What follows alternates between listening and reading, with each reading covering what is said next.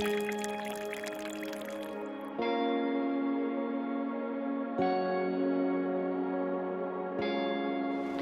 the 17th century, an inspiring host gathered people together, the purpose to increase their knowledge through conversation.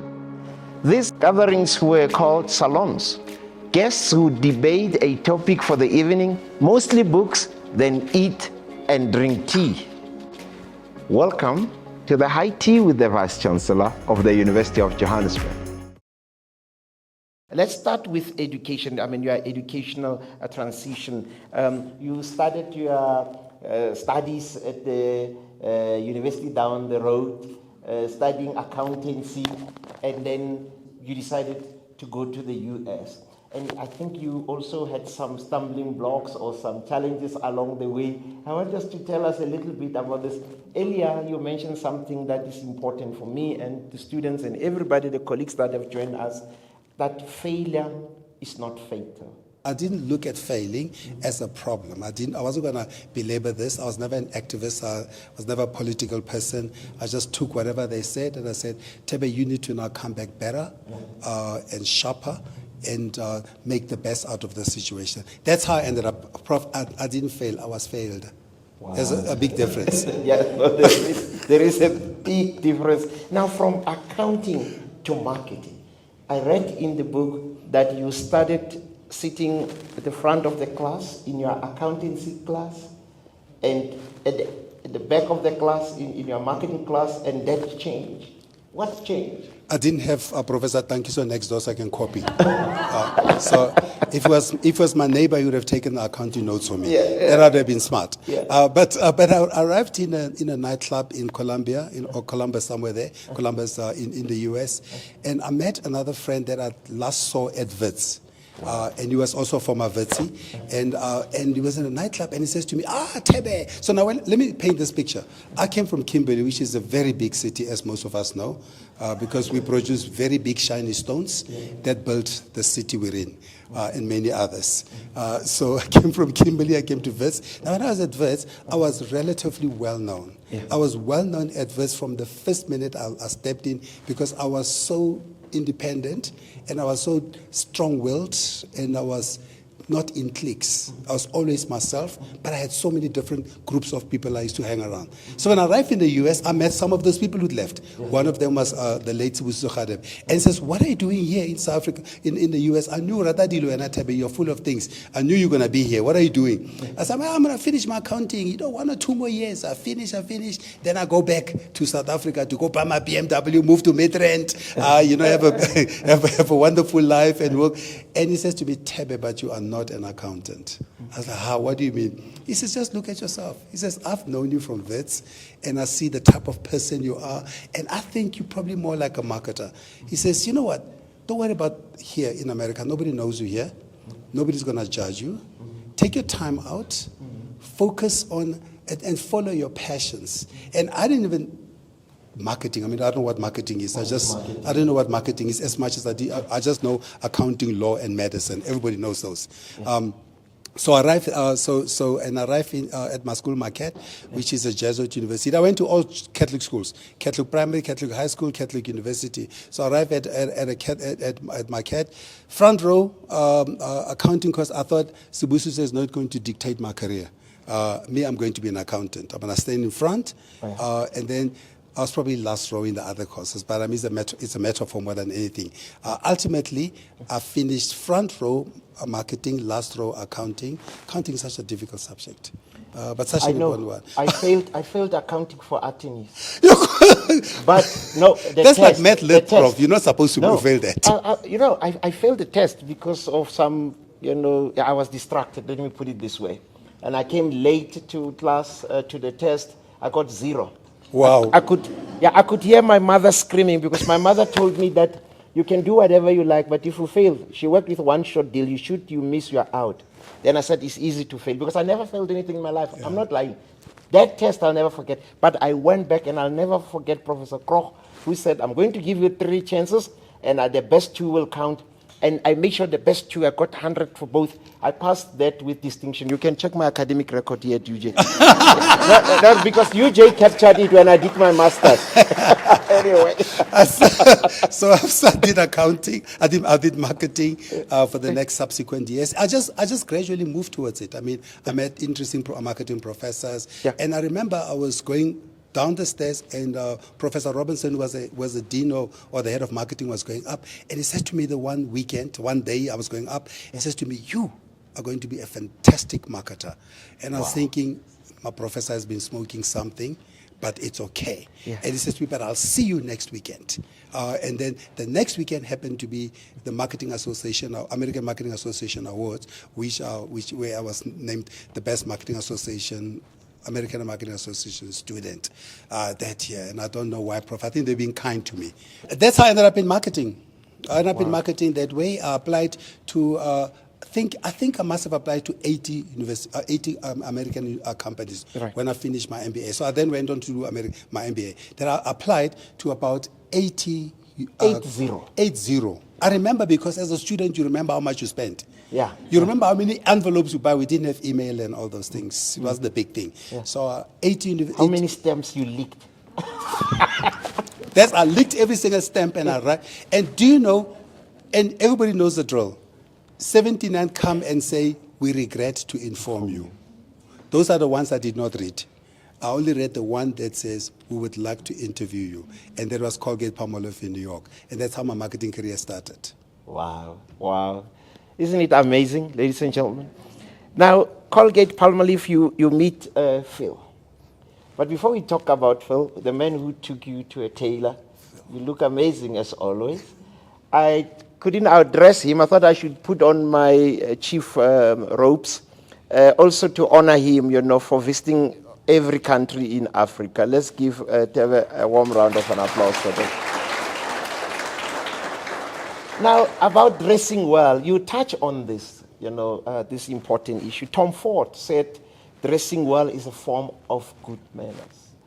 I remember in the book, I read a part where you came out of your residence and this South African guy was badly dressed, and then you send him back to his room to change. Let's talk about the importance of dressing well, especially to young students, Well, maybe I'll speak to three aspects aspects of it. First, when I was on campus, it was a matter of record that I perhaps was the best dressed student on campus, because I always cared about how I present myself and how I look. And matter of fact, the American students always used to look at us, at me and Desmond, who own Signature Restaurant.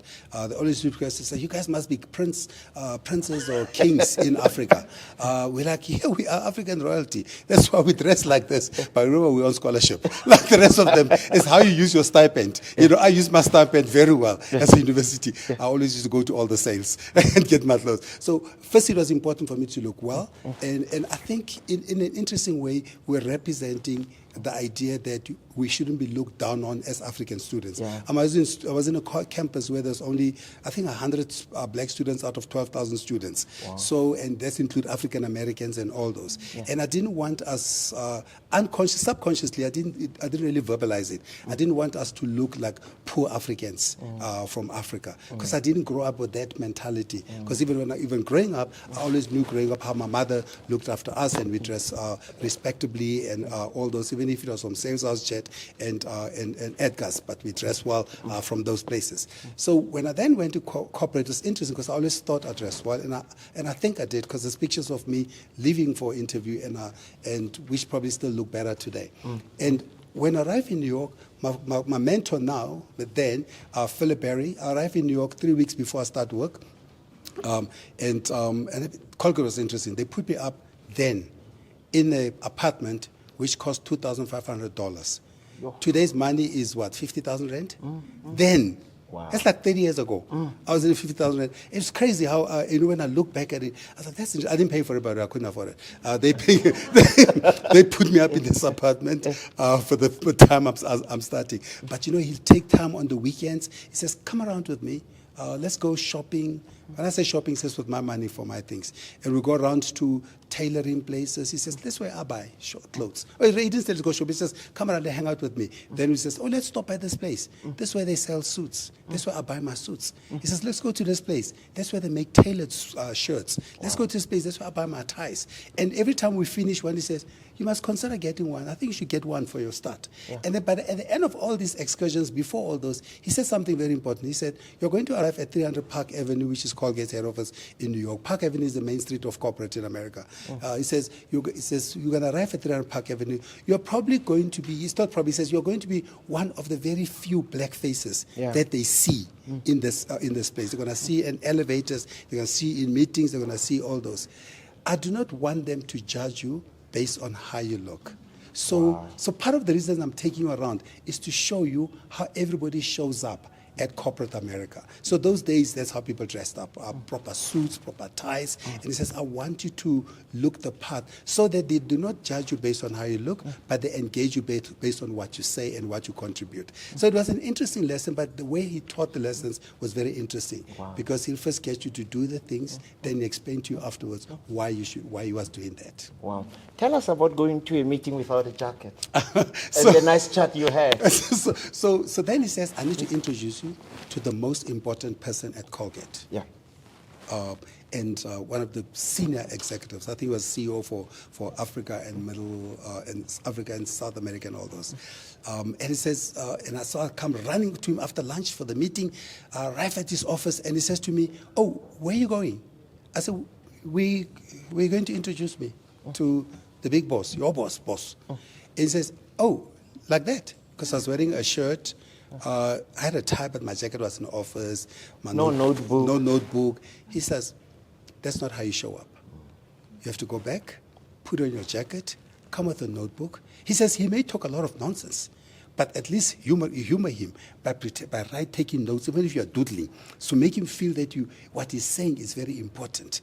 And he says, but you must show up like how you want to be addressed. Yeah. Well, you must show up how you want to be addressed. When I became a vice-chancellor of this great university, a respectable guy that I look up to, who mentors me, even now I can talk to him, told me that you need the so-called ladder holders, that as you climb the ladder, somebody will hold the ladder for you so that you don't fall. And when I read your book, I thought Walter and Phil were some of your ladder holders. And every time, you always in life find somebody who doesn't want to see you succeed. And you talk about the challenges you met and so on. Please talk to us about the importance of having a ladder holder in life, in business, almost in anything. Based on your experience. I saw a clip going around. And then just by pure coincidence, I'm in Paris last year for the 2 years ago, for the Springbok, for the World Cup, Rugby World Cup. Right. And I bumped into this American preacher. Then I said to him, but this guy looks familiar. I think I've seen him before. And it happens to be the clip that I'd seen. And in the clip, he said, many of us, we are focused on who is going to carry our casket when we're dead. Most of us are looking to say, who are the 6 people who are going to carry the casket? He says, you know what, when you're dead, even a crane can carry your casket. Wow. He says, what you should focus on are the 6 people who are going to carry your casket while you're alive. The 6 people that you can go to for advice. The 6 people who are going to go to for help. The 6 people who are going to motivate you when you're feeling down. The 6 people who are going to give you the opportunities when you are struggling. The 6 people who are going to say, keep going, you're on the right track. And when I listened to that, it took me back to the time, and I said, he's so right. That when I look back at my life, when I look at my starting of my career, that I could go to Phil. When I was struggling in SA, Phil says, I got your back, don't worry. Walter, they'll fight me. They used to fight me for silly things, because I was the first one to have a cell phone in the company. Even the CEO didn't have a cell phone. I was the first non-executive to drive and to have a company car, to live in an executive apartment, even when I came down here. Because I told them, I am not going to take a taxi every day. I've done my share of taxes. I grew up in a township. I'm not going to live in a back room somewhere. I'm going to live as an executive. Yeah. I said, because it was very important to tell that story. And it's so interesting that I then got to see the other guys, in guys at Colgate and all those, who were never exposed to that. And to them, they said, that's how I want to be. That's how I want to show up. So I think it's important to have those people. And also for you to have the people following you for that same reason. Because whatever you do in life, somebody's watching and somebody can help you. Yeah. No, that's important. I want us to move on to being principled, and can a person be too principled, and how important it is for one to be principled in life and also as a leader. When I read your book, I picked that at some point you said to yourself, as a matter of principle, I'm not going to get involved in gambling and alcohol. I'm not going to promote gambling and alcohol. And also respect, not tolerating being disrespected, how important it is. I read a part which I was like, wow, this is really, I'm not the crazy one, because I always believe that you cannot demand to be being respected, but you can refuse to be disrespected. But I think you took it too far. Walking out of a meeting in Cape Town, taking your briefcase and flying back because you warned this guy, say, you swear again, I'm out of here. Well, I think, and I've explained that I've been the same so much throughout my life. Yeah. And I remember going to a meeting with the CEO, because now I remember at that time, the Springboks were our most expensive asset. We were spending at that time almost $3 million, $2.5+ million a year on the Springboks, and spending that much, and spending that much money with them. Everybody used to tatazela around them. They used to be like scared of them, They used to be scared around how to show up. And these guys, I don't think they were being disrespectful. I think it was just how they do things, the culture of sports and the culture of alcohol brands. People just swear. It's F this, F this, F this. But they're not swearing at you, by the way. It's just a language. So in my company at Nike, so I was chief marketing officer for Nike. So at Nike, everybody knew when I'm in the room, when I'm in charge, I run things. Things don't just happen. I run things. Yeah. And everybody, even above me and partners and all those, they knew that I didn't suffer fools. So at my office, they'd always say, yo, if you want to deal with those guys at rugby, those big guys, all those big sponsors, send Thebe, because he doesn't care who Louis Late is and everybody else, because he's just going to arrive and focus on the job. My thing was always to focus on the job. What does the job demand? Not what your position enables you, but what does the job demand and to deliver that. So I remember flying to Cape Town and arrived, and I think Rian was, it was just how he spoke. As I walked in, he says to me, Thebe, there's a job with you, and I'm like, Rian, slow down. I flew all the way from Joburg to Cape Town for this meeting. If you swear one more time, this meeting will be over. There's the problem with you, Thebe. And I was like, pick up my bags. I flew straight back to Johannesburg. Didn't waste time. Didn't go have tea, lunch. Because I wasn't far. Just flew back, and I came back. Called the office. He says, that arrogant guy you sent in. They said, Rian, you're going to have to finish that with him. But I've always been clear about what I accept and what I don't accept. I mean, they say that in matters of character, in matters of style, go with the wind. In matters of character, stand like a rock. And to me, it's always been hard to do things. Like, that's why I never accepted gifts, because I felt like when I give you a gift, a little bit sometimes it compromises you, because now I start thinking, oh, Prof gave me a gift, now I must be nice to Prof, and all those things. So maybe I need to but they may not be this intention. But I accepted no gifts. I mean, I've returned gifts. I mean, I was given gifts by the cross trainer. I remember they brought beautiful set of pens. Beautiful set of pens, Watermans. But now at that stage, I've been using a Mont Blanc from my MBA years, from my final year MBA years. I've been using Mont Blanc throughout.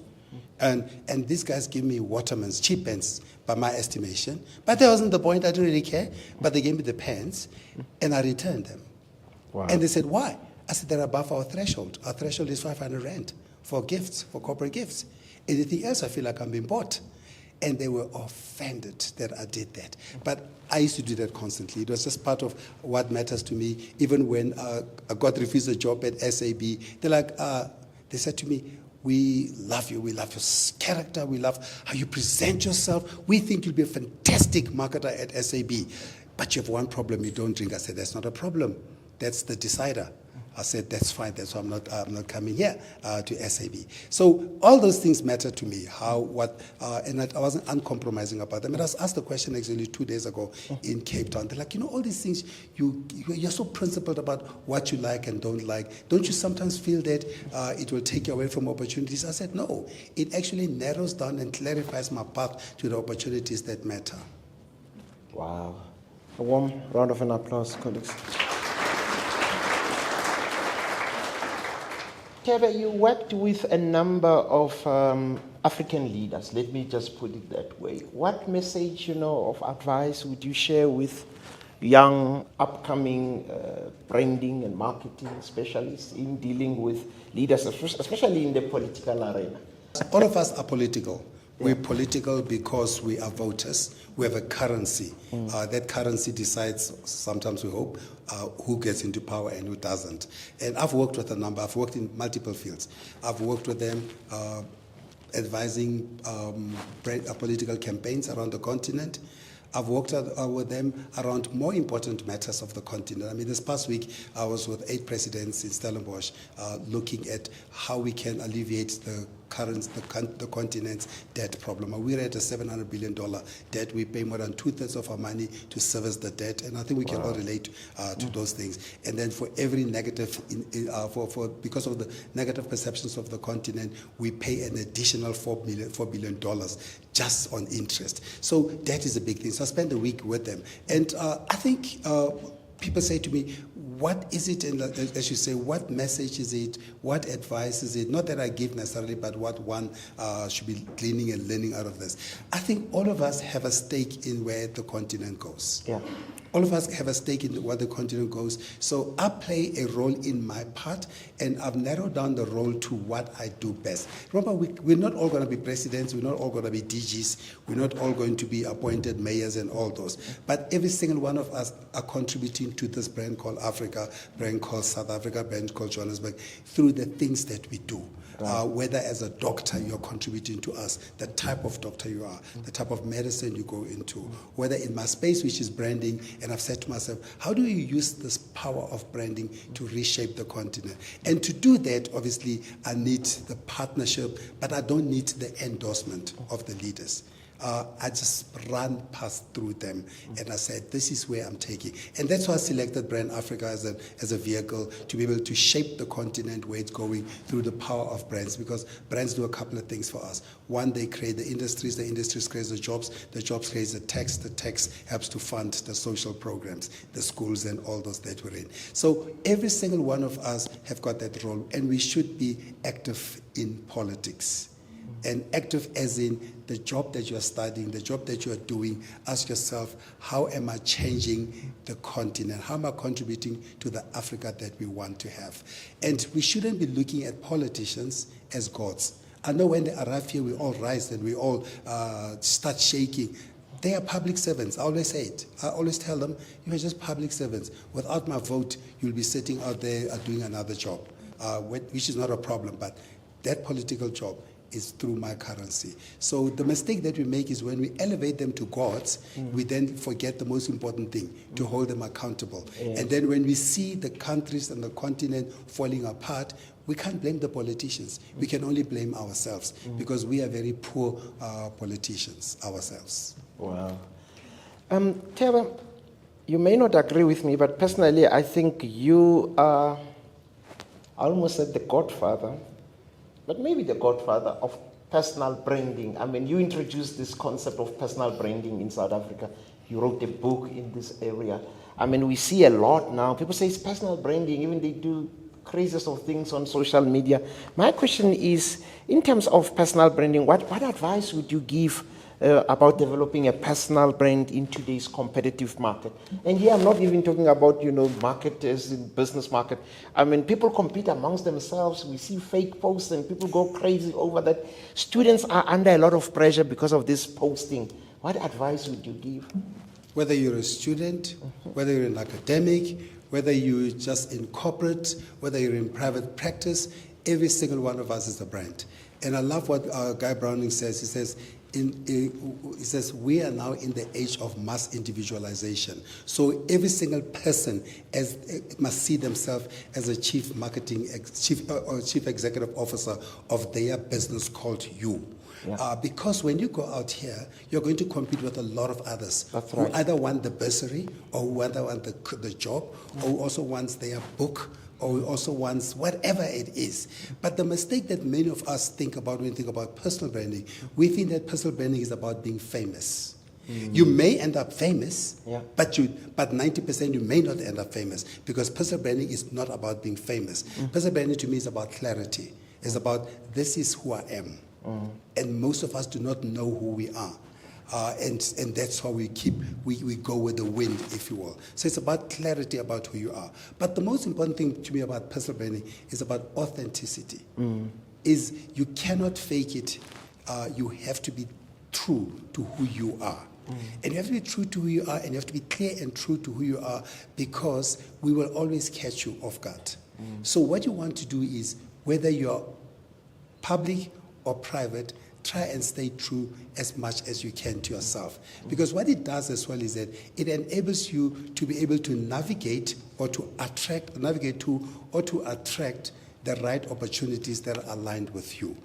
Because when you are clear as a brand, when you're clear about your values, when you're clear about how and where you want to make impact, the right opportunities come to you, and you don't just accept anything that goes around. To me, that's how I've always looked at it. Even now when people say to me, "Oh my goodness," because I arrived in South Africa back home in '94, and when I arrived in '94, within 6 months I had my first book, and within a few weeks, most people knew me in the country. I was like, that's crazy, because I was just writing to contribute. I wasn't writing to be famous. I was asking myself, with what I know, how can I contribute to helping others like me during that new South Africa era, to be able to clarify who they are, clarify how they approach the world of work, and how and what role they can play. To me, personal branding is about clarity. It's about authenticity. Most important, it's about consistency, because you have to be consistent as well. You can't be one thing today and another tomorrow. Most importantly, it is not about being famous. So what we see on Twitter and all those, there's a bit of misunderstanding, a bit confusion, because everybody will say, "Oh, I also want to be a brand." You already are a brand. When you woke up, when you were born that day, your parents looked at you and they say, "Thebe Ikalafeng. The shield has arrived." And you now have the rest of your life to try and live up to that brand. That brand is a combination of the family you come from, the clan you come from, the country you come from, the history that you come from, and then the name, what it means. Because they say the name is a humbling moment from which you never ever recover. Your job is to try and to live up to that name or up to that expectations. So this thing that fake it till you make it doesn't work in the real world.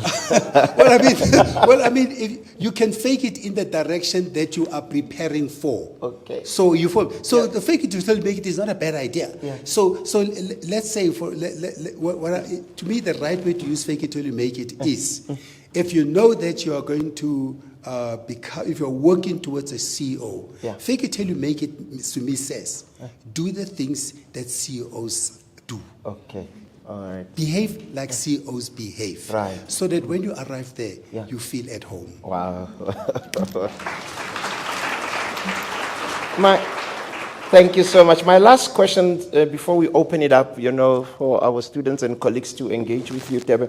Looking ahead, where do you see branding and marketing heading in the next 20 years or so, particularly in relation to Africa? Well, in relation to the continent, we live in such interesting times now. So, DJT, Donald J. Trump, says, "I'm cutting all aid to Africa. I'm cutting all aid to South Africa. And South Africans and the rest of the continent are all running up and down. Oh, what can we do? Can we make amends? No. He is giving us an opportunity to rebrand as a continent.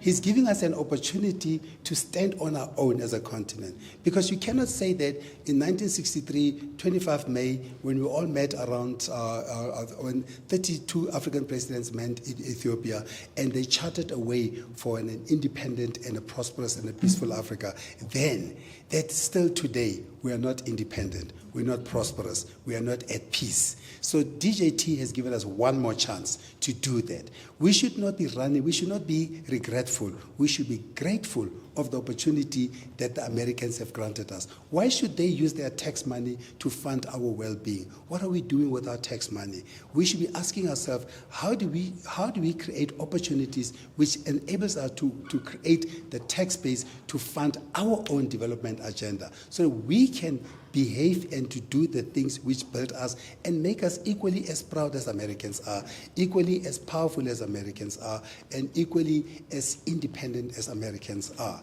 and the rest of the world. So we have a great opportunity to rebrand the continent. Where I see branding going to, I'm looking at what the Americans did in 1933. So in 1933, the Americans got together, Congress of America, and they decided more than 50% of anything procured by the government and public sector of America is going to be made in America, using American goods and services, using American talent, using American raw materials. And in 2022, Biden raised that to 65%. As a result, the government of America and the public service import only about 4% for their own goods. I'm not talking about the private sectors, the Googles and all those things. I'm just talking about, now who's the biggest employer and biggest spender? Government. So if a government can do that, what does that do? It helps to rebrand America as a strong and independent country. And as a result, they can now dictate to the world how to engage with them. So if we do the same, and that's why I've been advocating now for a Buy Africa Act, because I think if we can enact a Buy Africa Act and ask the governments of this republic and other republics to say that more than at least a half of what we procure must be made by Africans in America, it is not being nationalistic. It is putting the interests of Africa ahead. And that's how Trump speaks as well. So I'm putting the interest of America first. We should put the interest of Africa first. Because when we do that, we then are able to compete as equals. Right now we're competing as beggars. But the role of branding is to help to rebrand us, to tell our story, a story of a proud and independent and prosperous continent. The way I see where branding is going is us now proudly building our own brands. So that's why I support the young people like Batu, who was the #1 brand in South Africa last year in our study, ahead of MTN and all those other brands. That's how we support brands like Maxhosa, who just opened their store in New York, their first store in New York, because we are equally talented and equally capable to create brands that tell a story of an Africa that's not poor. We should ban everybody who makes arts and crafts in the corners and ask them how can we add value onto those and sell them at a premium and sell them and put quality onto them. There's a space for those arts and crafts, but the problem is that it's reduced us to just arts and crafters rather than people who create great brands. So where branding is going to go to a place where us as Africans are proud to infuse our culture the way Maxhosa has done into our products, the way Motions has done in Rwanda, the way Ethnic has done in Nigeria, into our products, because our culture is our only differentiator in the world. We cannot be outdone by Italy on being African. We cannot be outdone by America on being African. We cannot be outdone, but they can beat us on them. So the problem that we have now is, as people as well, we also need to rebrand as a people, because all of us are not taking inspiration from America. We are copying America, we're copying Europe. So if you see all of us now, we all speak with fake American accents, and you ask yourself, have you been to America? It's like, no, but I picked it up on MTV. You with me? So because we are not proud of our cultures, we're not proud of our names, we're not proud of what makes us special.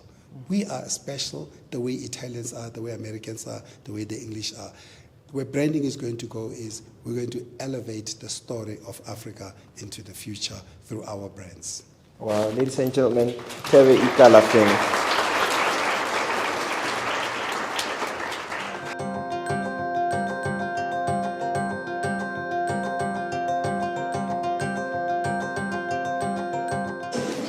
I speak all the time. I speak to hundreds, to thousands, and I present all the time. But anytime before I go, I always have that knot in my stomach. I always have that imposter syndrome. Am I well prepared? Am I right? Am I ready? And it's a good thing to have. But it shouldn't be a crippling feeling. It should be an empowering feeling because it says you respect where you're going. And that's why you're feeling that way. And you are checking yourself twice before you wreck yourself.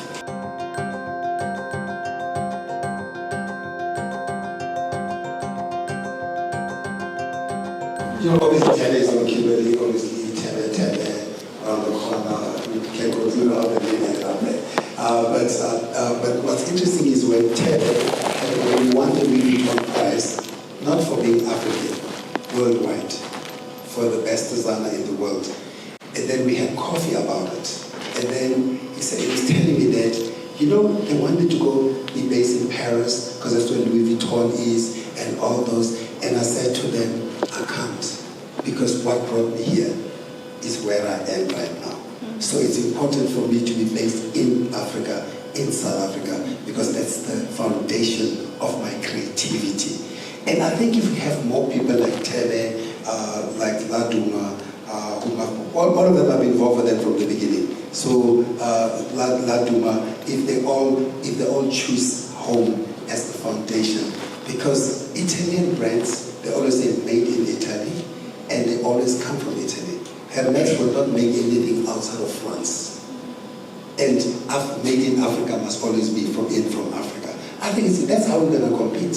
And I think it's important. I think what the institutions and the curriculum should be trying to do as well is we should also try and show people that excellence and differentiation is right here where you are. So I could never understand how, for example, business schools, we take people out to Harvard, to Oxford, and to America, and all those, and we take them on an international program to come and run businesses in Africa. If you're going to run business in Africa, international program should be in other African places. Harvard and Oxford should be just an additional extra. And also, you know, I was at Harvard last week. I gave a class last week on branding, and it's so interesting how many Nigerian students were there, and there was very few South Africans. And they were saying to me, "There's so few South Africans here." I was like, "Good thing, they must not come here." So I just came to tell you what we do different and what I insist on, but we shouldn't be having African students flooding Western universities. We should rather elevate African institutions to be competitive so that there's a compelling reason for me to stay home.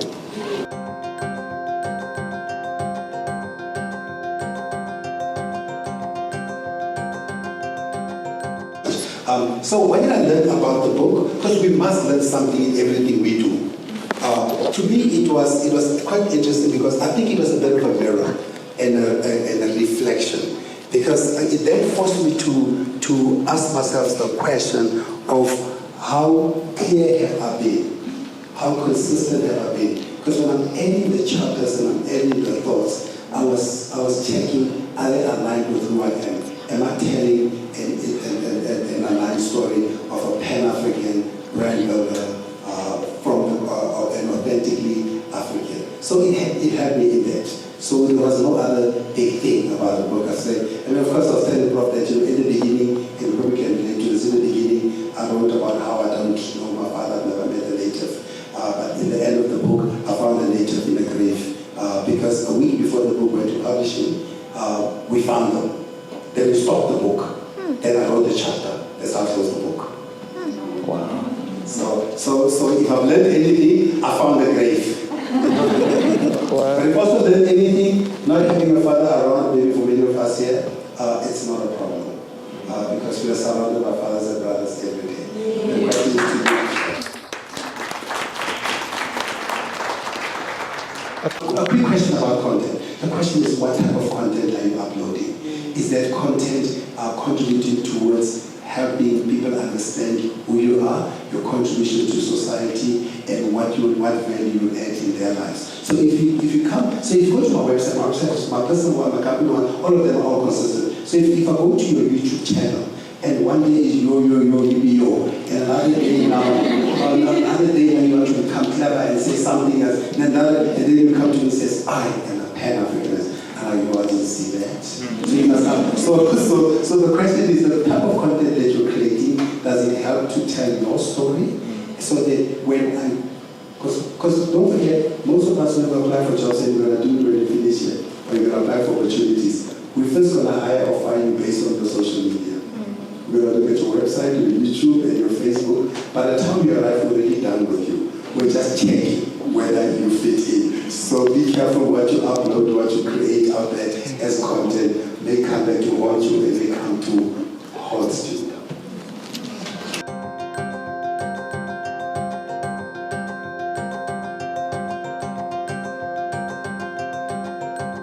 So before I finished school, I've always worked. I think you get me the book, you're going to understand that I did gardening when I was 14.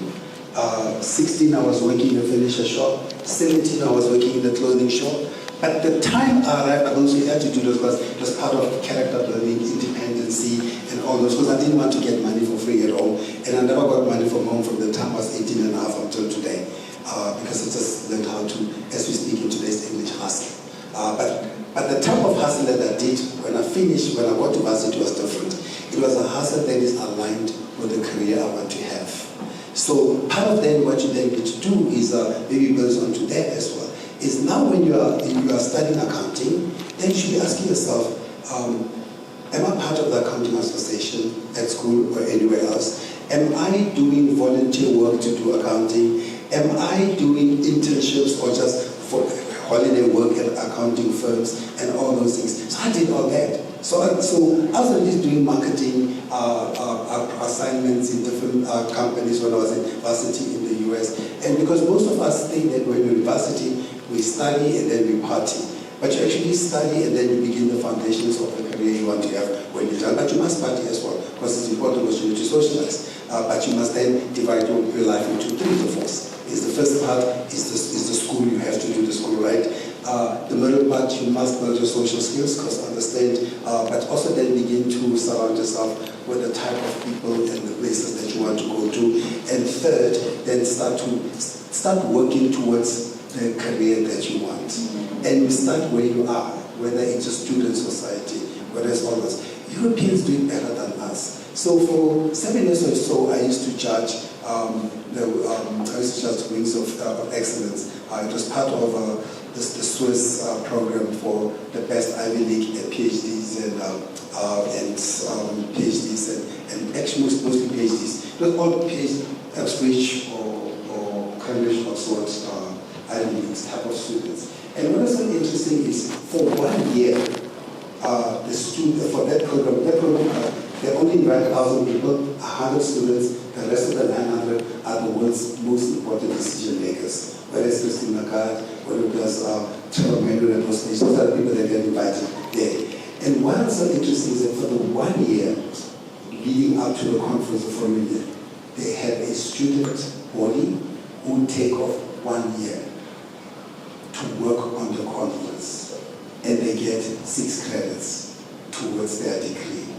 And it's so interesting how these kids all do that. But what I observed is they were all in Europe, so they were all wearing Europe suits to work. They had ties every day. They were part of the entire organizing. There was a foundation which looked after the quality, and then the students ran this thing.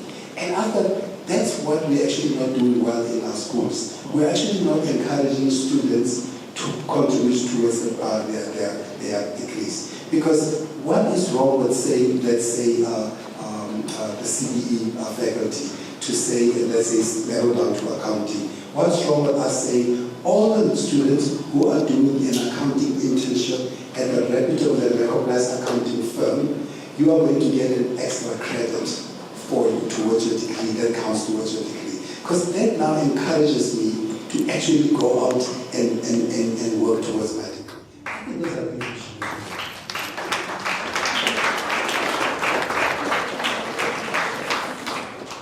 Thank you very much, Thebe. We've run out of time, I'm sorry. Any final words of wisdom for our students and colleagues? I don't have any words of wisdom.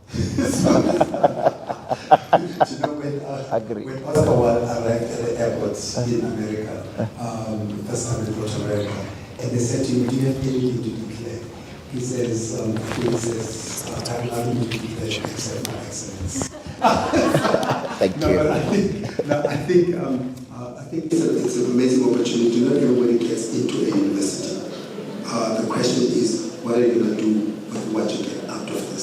And it doesn't matter what you're studying, because along the way you may change careers. That's also fine. What matters is you must measure your future not by what degree and where you got the degree, but in terms of what the degree is going to do, not just for you, but also for society. Because we have a role here to play a better role in, we want to contribute to the continent and the country we want to see. However way that we do it. Whether it's you want to contribute towards showing what a family should look like, or whether it's how our corporate social responsibility, or whether it's just corporate citizens broadly, we have a responsibility. It's not where you studied, what you studied, it's what you do with it. Wow. Thebe Ikalafeng, ladies and gentlemen. It's so sad that time went quickly. You know, when we are having fun and learning, you know, from the legend himself, it's not surprising that the whole hour went quickly. This is not the end. I mean, there are engagements from time to time. I know that you've been giving lectures, you know, at our College of Business and Economics, and I'm sure there will be many other opportunities. What is left of me is to thank our guest today, Thebe Ikalafeng. Thank you so much. I know you're a busy man, and I appreciate the fact that you set time aside to come and engage with us. I also wish to take this opportunity to thank each and every one of you for supporting the high tea and for engaging with Thebe Ikalafeng. When I say all of you, I include those that are joining us virtually. Without your support, you know, this high tea will not amount to anything. We thank you, and we do not take your support for granted. This, you know, would not be possible without the support of our colleagues at the UJ Library, including Reneka, Alrina, Prof. Maria from UP. I saw her earlier. I also wish to take this opportunity to thank Smangelezwane from my office for the support. Tea is served. Enjoy the rest of the afternoon.